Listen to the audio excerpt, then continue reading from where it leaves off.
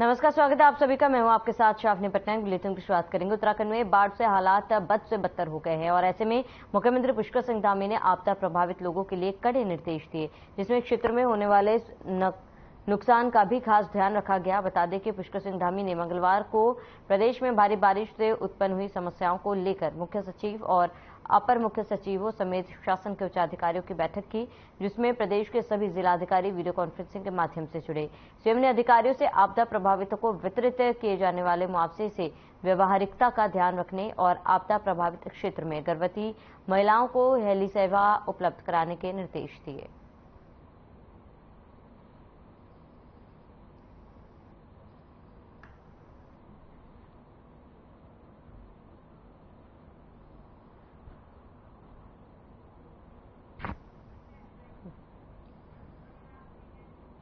उत्तराखंड में बागेश्वर सीट पर उपचुनाव के लिए तारीख का ऐलान हो चुका है। इलेक्शन कमीशन ने चुनाव की तारीखों का ऐलान करते हुए बताया कि इस सीट पर 5 सितंबर को मतदान होगा और 8 सितंबर को काउंटिंग होगी, जबकि 10 अगस्त से 17 अगस्त तक नॉमिनेशन भरे जाएंगे। वहीं 21 अगस्त को नाम वापस होंगे। मुख्य निर्वाचन अधिकारी वी षणमुगम ने जानकारी देते हुए बताया कि केंद्रीय इलेक्शन कमीशन की तरफ से इन तारीखों का ऐलान किया गया है, जिसके तहत उत्तराखंड निर्वाचन आयोग ने सभी तैयारियां पूरी कर ली है।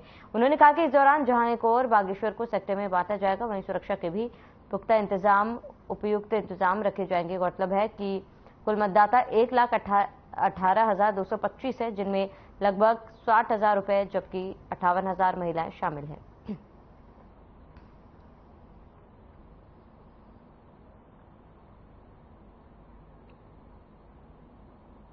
भारत निर्वाचन आयोग से आज प्रेस नोट जारी हुई है।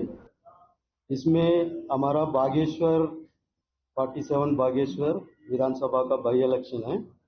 इसका शेड्यूल है निम्न प्रकार है। Date of issue of gazette notification 10 August 2023 और last date for making nomination 17 August 2023। Date for scrutiny of nomination 18 August 2023। Last date for withdrawal of candidate 21 August 2023। Date of poll 5 सितंबर 2023। डेट ऑफ काउंटिंग 8 सितंबर 2023। Date for which election shall be completed 10 सितंबर। भाजपा के पूर्व प्रदेश अध्यक्ष और डीडीहाट विधायक बिशन सिंह चुफाल ने हल्द्वानी पहुंचे, जहां बीजेपी कार्यालय में प्रेस वार्ता करते हुए उन्होंने बताया कि 15 अगस्त को धारचूला से कांटी तक हीटो बॉर्डर तिरंगा यात्रा का आयोजन किया गया। इस यात्रा का उद्देश्य अंतर्राष्ट्रीय बॉर्डर पर रहने वाले लोगों और उनके बीच में स्वतंत्रता संग्राम सेनानियों और शहीदों को सम्मानित किया जाना है। बिशन सिंह चुफाल ने बताया कि 65 किलोमीटर की यात्रा 35 ग्राम पंचायत से होकर जाएगी, जिसमें रिटायर मेजर कर्नल और प्रशासनिक अधिकारी भी शामिल होंगे। इस दौरान देश की सुरक्षा में तैनात जवानों के परिवारों से मुलाकात करते हुए शहीदों को भी सम्मान दिया जाएगा।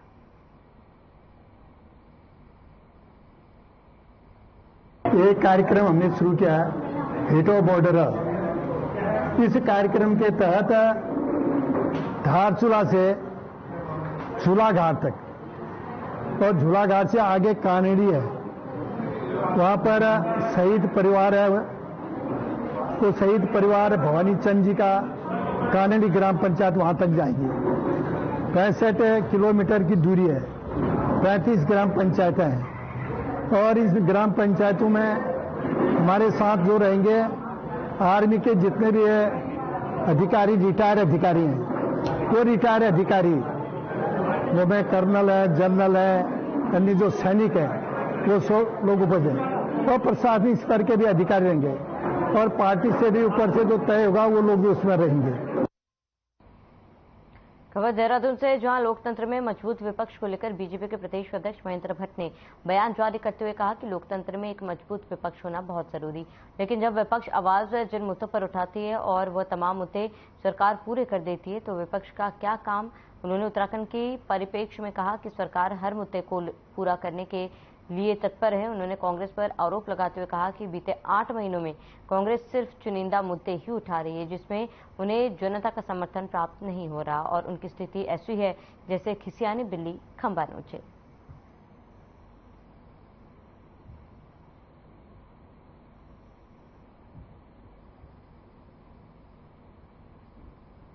देखिए, लोकतंत्र में विपक्ष की आवश्यकता है, ये बात सत्य है, लेकिन जब विपक्ष के कार्य भी सत्ता पक्ष द्वारा जो विषय विपक्ष द्वारा उठाए जाते हैं उनका समाधान हो जाता है, तो विपक्ष का स्वतः ही समाप्त होना निश्चित होता है। वही स्थिति उत्तराखंड के अंदर है। उत्तराखंड के एक एक समस्याओं के समाधान के लिए सरकार कटिबद्ध है। डबल इंजन की सरकार ने हर क्षेत्र में विकास कार्य किए हैं, इसलिए अपोजिशन को बचता नहीं है। इसलिए उन्हीं मुद्दों को लेकर पिछले 8 महीने से कब यात्रा प्रारंभ हो रही है, कब यात्रा समाप्त हो रही है, एक ही विषय है, और जिन विषयों को जन समर्थन कांग्रेस को प्राप्त नहीं हो रहा है, फिर खिरसाली बिल्ली खम्बा नोचे अभद्र भाषा का प्रयोग करके और जनता को ही कटघरे में खड़ा कर रहे हैं। इसलिए मैं कह सकता हूं कि राजनीतिक विषय को लेकर कांग्रेस को अब यात्रा करने की आवश्यकता नहीं है। राहुल गांधी की यात्रा को लेकर बीजेपी के प्रदेश अध्यक्ष महेंद्र भट्ट ने कांग्रेस पर निशाना साधते हुए कहा कि कांग्रेसी नेताओं को यात्रा करने से पहले चारधाम यात्रा करनी चाहिए। वहीं कांग्रेस के प्रदेश अध्यक्ष करण मारा ने जवाब देते हुए कहा कि हमारे नेता यात्रा करेंगे, इसकी व्यवस्था बीजेपी के अध्यक्ष करवा दे। करण मारा ने आगे कहा कि जनता सब समझती है और बीजेपी जनता को बरगलाने का काम करती है। उन्होंने उत्तराखंड के घटनाओं का जिक्र करते हुए कहा कि ऐसी कई घटनाएं हैं जिनमें भाजपा अध्यक्ष ने चुप्पी साधी और जनता अब सब जानती है, इसीलिए जनता इसको बेहतर जवाब देगी। उनके दूसरे बयान का तो मैं कहता हूं ठीक बात है। हमारे नेता हैं, सनातन धर्म को मानते हैं, उनको अपने मंदिरों के दर्शन अगर वो करते हैं तो उसमें कोई हर्ज नहीं है, और अगर उनका सुझाव है तो व्यवस्था भी करेंगे, क्योंकि उनकी सरकार है। हमारे लिए चौपर्स इत्यादि की व्यवस्था कर दें, हम अपने नेताओं को, हम भी चाहेंगे हमने चारों धामों के दर्शन कराएं। लेकिन उनसे एक प्रश्न मैं ये पूछना चाहता हूं कि आपके धर्मस्व मंत्री जो हैं वो हैं आदरणीय सतपाल महाराज। पिछले बार की चारधाम यात्रा में भी वो गायब थे, और इस बार की चारधाम यात्रा में भी वो गायब रहे, और ना तो वो बद्रीनाथ गए, ना केदारनाथ गए, ना गंगोत्री गए, ना यमुनोत्री गए। जब धर्मस्व मंत्री, कैबिनेट मंत्री जो सरकार का है, वो चारधाम यात्रा नहीं कर रहा, दूसरी पार्टी वालों को नसीहत देने से आदरणीय भट्ट जी को बचना चाहिए।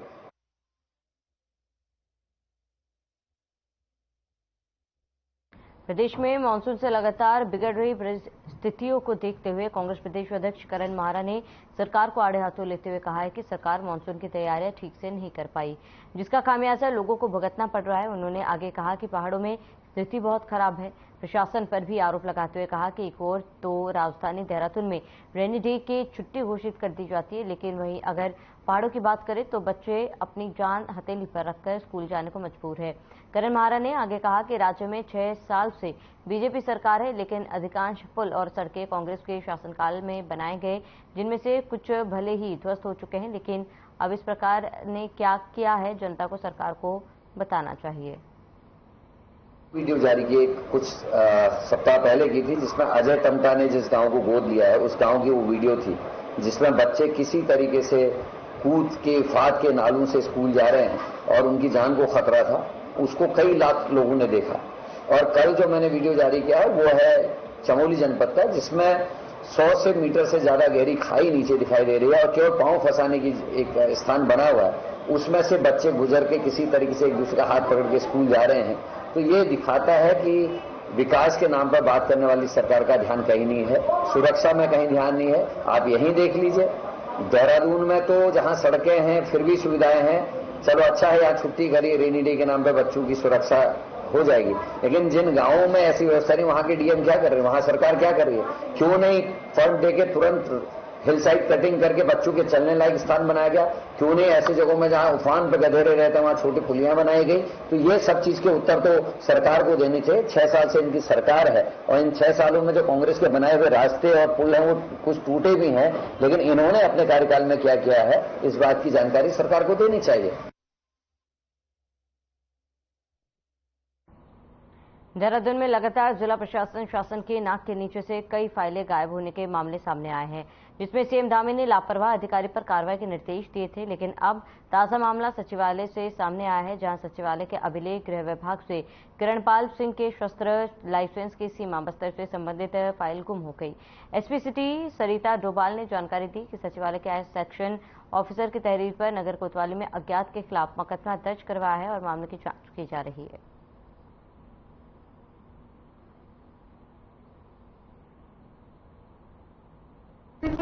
थाना कोतवाली में एक हमें कंप्लेंट दी गई है जो सेक्शन ऑफिसर सचिवालय के हैं, उनके द्वारा बताया गया है कि एक शस्त्र विस्तारीकरण के संबंध में एक पत्रावली उनके यहाँ स्थित थी, जिसमें कि जो है जब सूचना के अधिकार अधिनियम के अंतर्गत किसी ने सूचना मांगी, उसके पश्चात यह पता चला कि वो फाइल वहां पर नहीं मिल रही है। इस संबंध में उनके द्वारा एक तहरीर दी गई है और जिस पर जो है मुकदमा पंजीकृत है। नहीं, अभी तो तहरीर दी गई है जिसमें कि फाइल के न मिलने के संबंध में कंप्लेंट दी गई है, जिस पर मुकदमा पंजीकृत किया गया।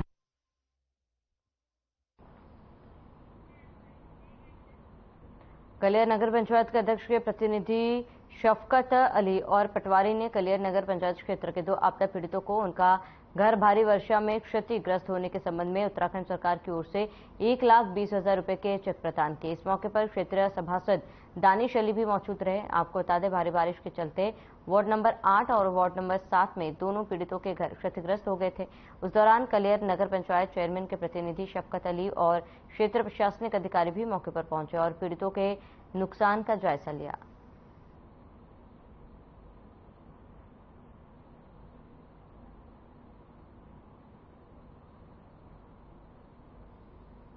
जनता से यही है कि कोई भी नगर पंचायत के अंदर गंदगी ना हो और विशेष ध्यान रखे, जिस कारण किसी भी समाज को किसी को भी किसी तरह की कोई दिक्कत ना हो हम सबसे। और नगर पंचायत के जो भी कर्मचारी वो इस तरह से साफ सफाई में लगे रहेंगे और एक जेसीपी की मदद से जो भी किसी तरह की इस तरह की कोई गंदगी क्षेत्र के अंदर मिलेगी तो उसको दफन कराएंगे। हमारे जो बारिश के अंदर जो काफी बारिश हुई थी तो उसके अंदर 2 मकान गिर गए थे, तो उन 2 मकान वालों के 1,20,000 के चेक मिले हैं तहसील द्वारा, जो हमारे एसडीएम ने साहब ने दिए हैं।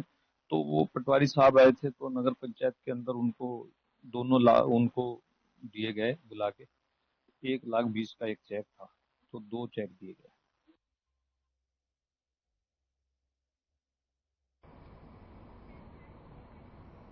काशीपुर नगर निगम में देवभूमि उत्तराखंड सफाई कर्मचारी संघ द्वारा साफ सुथरे मांगों को लेकर हल्ला बोल कार्यक्रम के तहत प्रदर्शन किया गया, जिसमें सफाई कर्मचारियों ने नगर निगम प्रशासन समेत उत्तराखंड सरकार को स्पष्ट चेतावनी दी कि यदि सफाई कर्मचारी संघ की मांगों को शीघ्र पूरा नहीं किया गया तो जनपद ही नहीं पूरे प्रदेश में आंदोलन होगा। इस दौरान निगम परिसर में कर्मचारी संघ के नेताओं ने सैकड़ों कर्मचारियों के साथ मिलकर नगर निगम प्रशासन समेत उत्तराखंड सरकार के खिलाफ जोरदार नारेबाजी की।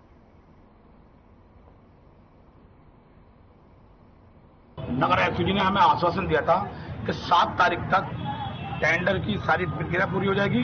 आउटसोर्सिंग वाले और डोर टू डोर वालों को 15,000 रुपए की सैलरी मिलेगी और छुट्टी अवकाश महीने में मोहल्ला स्वच्छता समिति वालों में, और एसीपी 10 साल कर्मचारियों को 10 साल 20 साल उनको हो गए हैं, उनको एसीपी का लाभ मिलेगा। अभी तक कुछ नहीं दिया जा रहा है।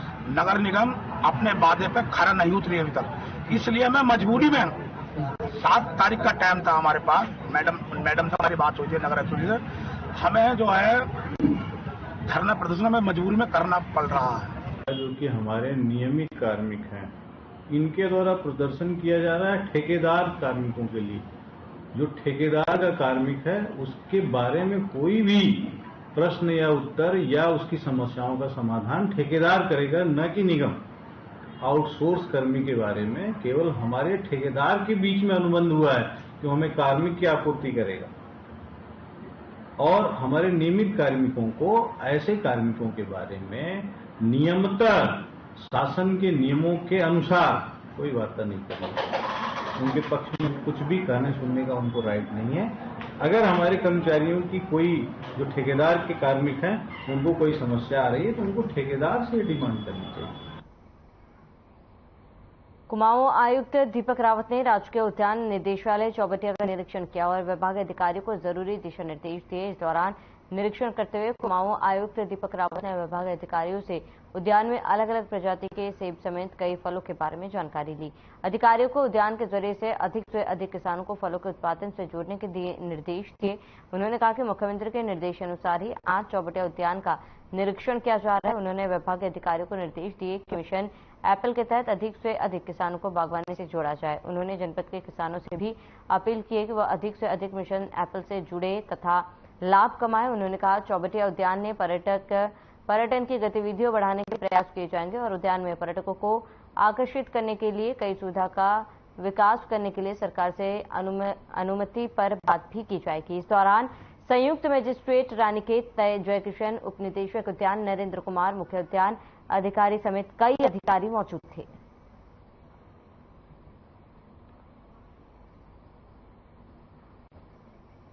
चौबटिया गार्डन्स को मैं देखने आया था। समय समय पे आपकी मीटिंग्स में लेता हूं, लेकिन पहली बार मैंने फील्ड विजिट की है और काफी अच्छा काम यहाँ पे हो रहा है। और 27 से ऊपर वैरायटी सेब की यहाँ पे मैंने देखी, जो उन्नत किस्म के सेब हैं। और अच्छी बात यह है कि जो हमारा मिशन एप्पल है, उसमें भी इन वैरायटीज को हम, जो हमारे किसान भाई बहन हैं जो उद्यान का काम करना चाहते हैं, उन तक दिया जा रहा है। और इसमें जो सब्सिडी का अमाउंट है वो 9 लाख से भी ज्यादा का है, और उसमें जो बाकी लोन है वो इंटरेस्ट फ्री भी हमको मिल रहा है। और इसमें अगर हम चाहें तो इसका इंश्योरेंस भी कर सकते हैं और बहुत ज्यादा रिस्क नहीं। पहाड़ों के डेवलपमेंट की बात करेंगे अगर, तो ये बहुत अच्छा मैं समझता हूं कि एक पहल हो सकती है, जिसमें कि अभी अल्मोड़ा जिले के लिए मैंने पता किया तो 30 से ऊपर जो किसान भाई हैं उनको चयनित किया गया। अब मोटे तौर पे मैंने इनसे पूछा तो उन्होंने बताया कि 1 एकड़ में हम लोग लगभग 10 लाख की अर्निंग कर सकते हैं। उसमें कुछ पीरियड होता है 3-4 साल का, जिसमें कि उस तरह की इनकम नहीं होगी, लेकिन 5 साल के बाद।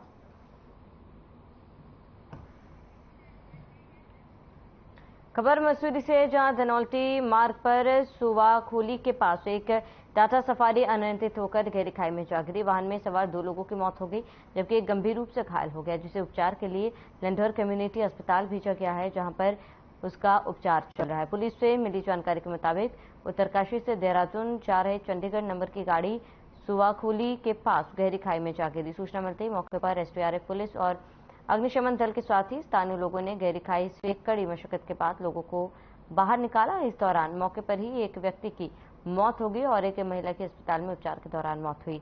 डॉक्टरों ने 2 लोगों की मौत की पुष्टि की, साथ ही गंभीर रूप से घायल युवक का उपचार किया जा रहा है।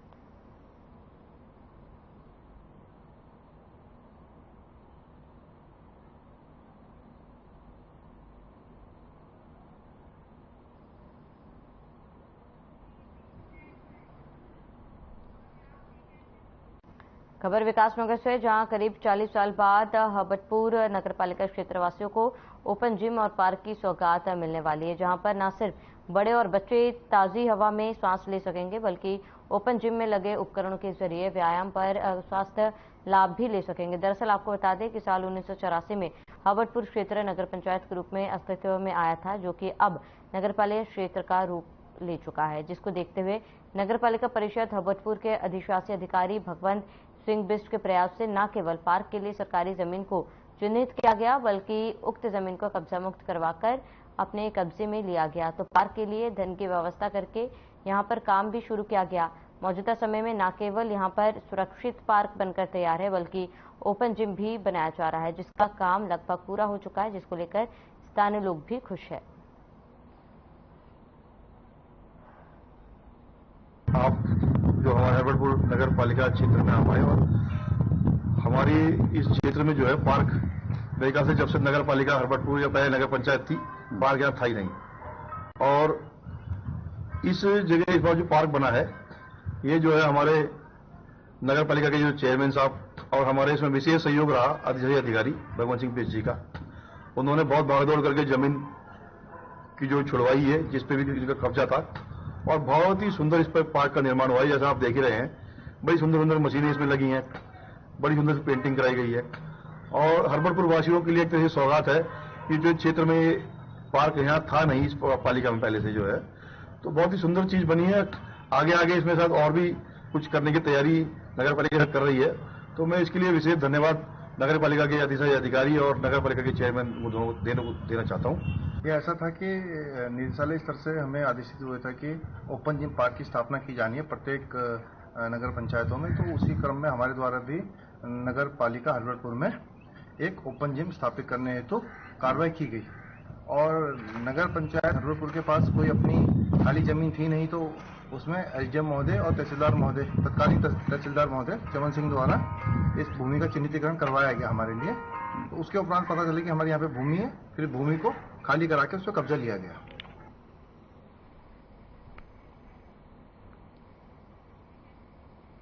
खबर उधम सिंह नगर के जसपुर कोतवाली क्षेत्र से है, जहां जसपुर पुलिस को बड़ी कामयाबी हाथ लगी। दरअसल मुखबिर की सूचना पर जसपुर पुलिस ने सुतमील हाईवे कट के पास से चोरी की गई 2 बाइकों के साथ 4 चोरों को गिरफ्तार किया। आपको बताते कि पीड़ित गजेंद्र सिंह ने पुलिस को तहरीर देकर बताया कि भगवंतपुर हाईवे पर बाइक खड़ी कर वह बाथरूम करने गया था, जहां एक मोटरसाइकिल पर सवार 4 लोगों ने उसकी मोटरसाइकिल और मोबाइल फोन चोरी कर दी। पीड़ित की तहरीर पर पुलिस ने मुकदमा दर्ज कर जांच शुरू की, जिसमें पुलिस ने आरोपी राकेश कुमार, मोहित, वीरेंद्र और शिवम से चोरी की बाइक, चाकू और तमंचों के साथ गिरफ्तार किया, जिन पर मुकदमा दर्ज कर न्यायालय भेज दिया गया।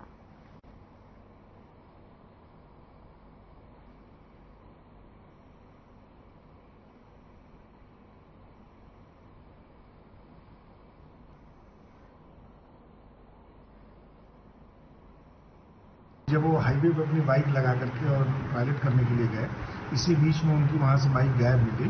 पुलिस ने सीसीटीवी और टेक्निकल सर्विलांस के माध्यम से जब इसको देखा तो इसमें 4 लड़के एक बाइक से आते हुए दिखे और उन्हीं के द्वारा इस बाइक को वहां से चोरी करके ले गया था। बाद में कल इस बच्चे फिर ये चारों लड़के घूम रहे थे। हमारी पुलिस ने टीम को रोक करके और जब इनकी चेकिंग करी तो चारों के नाम क्रमशः राकेश, मोहित, वीरेंद्र और शिवम, ये चारों जसपुर के रहने वाले हैं, स्थानीय हैं। इन चारों में से 2 के पास चाकू मिले थे, एक के पास 315 बोर का तमंचा मिला था और एक के पास 312 बोर का तमंचा मिला था। ये गजेंद्र सिंह जी का मोबाइल और जो उनकी बाइक थी वो दोनों बरामद की गई है। इसी प्रकार घटना में जो प्रयुक्त बाइक थी उसको भी बरामद कर लिया गया और इन चारों अभियुक्तों को गिरफ्तार करके माननीय न्यायालय के समक्ष पेश। पौड़ी जिले के लैंसडाउन तहसील के मोटरमार्ग के खराब स्थित होने के चलते 4 लोगों को अपनी जान गंवानी पड़ी। यहां रास्ता खराब होने के चलते गुमखाल से 200 मीटर की दूरी पर एक कार अनियंत्रित होकर गहरी खाई में जा गिरी। बताया जा रहा है कि कार में हादसे के वक्त 4 लोग मौजूद थे। कार के गिरने की सूचना मिलने पर आसपास लोग और पुलिस प्रशासन ने मौके पर पहुंचकर काफी मशक्कत के बाद चारों के शव बाहर निकाले। स्थानीय लोगों का कहना है कि इस मार्ग की खराब स्थिति को लेकर शासन प्रशासन को कई शिकायत कर चुके, लेकिन इसकी सूद नहीं लेने वाला कोई भी है।